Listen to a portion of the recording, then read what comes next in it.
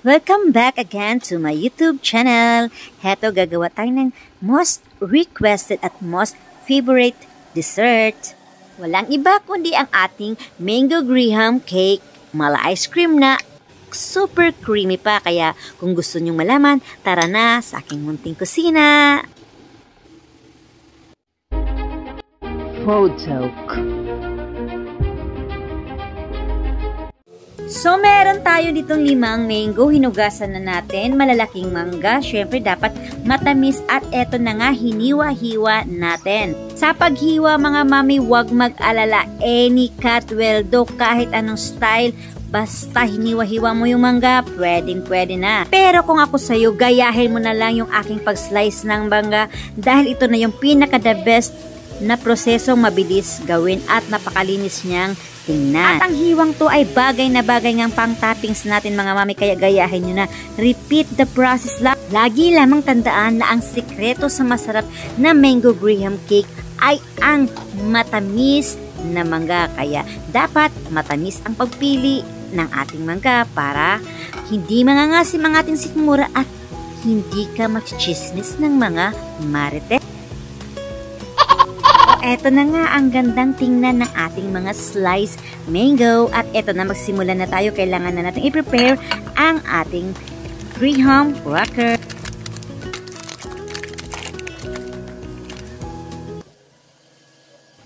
Gagamit ako ng evap milk or fresh milk para sa ating graham para mas malambot na siya bago natin ilagay or i-file.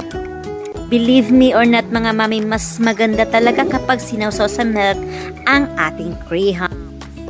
Heto na nga pala yung ating milk mixture. So as usual, chilled overnight yung ating mga milk like condensed milk, all-purpose cream at ang ating whip. Gumamit ako ng wire rest or mas mainam gumamit ng electric hand mixer para mag-double ang kanya.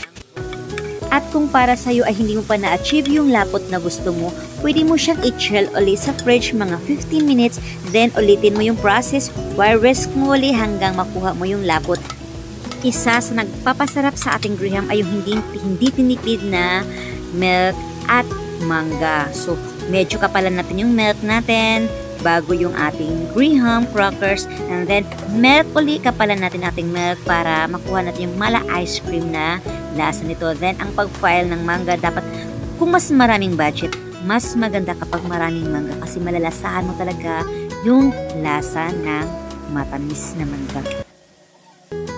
Same process at paulit-ulit lang naman ang pag-file ng ating graham. Kundi mauna yung milk, isusunod natin yung ating crackers, then milk, and then mango, then same process lang, uulitin lang natin hanggang kung ilang filed yung gusto natin. And then sa last natin ay yung ating ang resiping to ay hindi lamang sa mahalagang okasyon kundi the best na pangnig.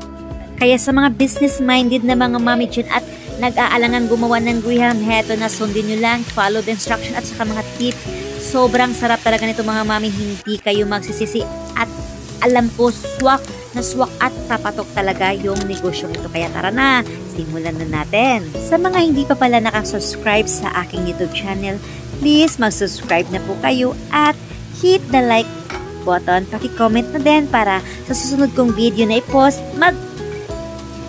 That's all for my video vlog for today.